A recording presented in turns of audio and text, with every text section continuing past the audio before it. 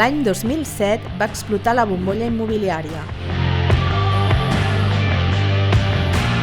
Parlem amb Carme Trilla, patrona de la Fundació i presidenta de l'Observatori Metropolità de l'Habitatge de Barcelona, perquè ens expliqui què va passar i en quina situació ens trobem ara.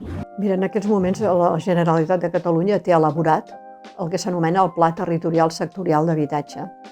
Això és un instrument que ja vam posar en la llei 18-2007, l'any 2007 ja vam dir que calia establir el que se'n diu un pla territorial sectorial, vol dir un pla que ens diu cap a on hem d'anar en els 10, 15, 20 anys que tenim per davant. O sigui, per evitar fer polítiques que són per ara mateix i per l'any que ve, i que això és sempre de molta curta, és molt miop, doncs unes polítiques que estiguin emmarcades dins d'un context, una visió, diguem-ne, com a mínim a 20 anys.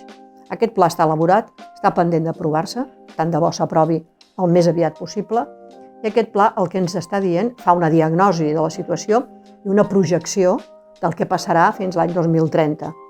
I ens diu que fins l'any 2030 Catalunya creixerà amb 880.000 noves llars.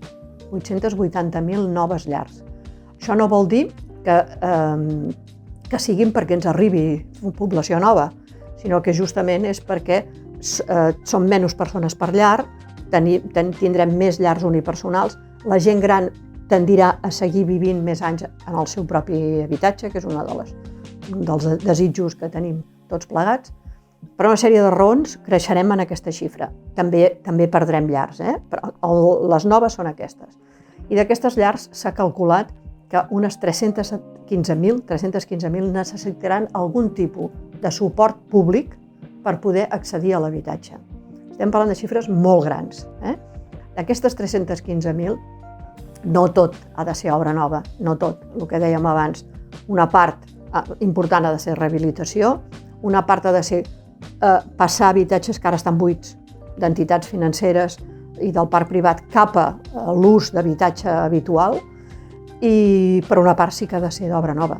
I tenim sols previstos a Catalunya, hi ha sòl de reserva que s'ha de desenvolupar urbanísticament, però hi ha reserves de sòl, també que en el propi pla territorial surten comptabilitzades les reserves.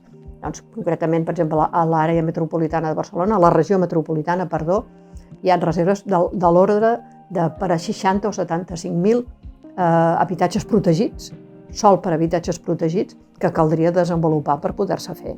O sigui que sí que tenim instruments per poder treballar en el futur, tenim clar quin és aquest horitzó, i el que cal és aprovar aquest pla, perquè aquest pla, si s'aprova, ha d'anar associat a recursos públics per poder fer-lo real, i per tant aquest és per mi un dels objectius prioritaris que hi ha sobre la taula del govern en aquests moments.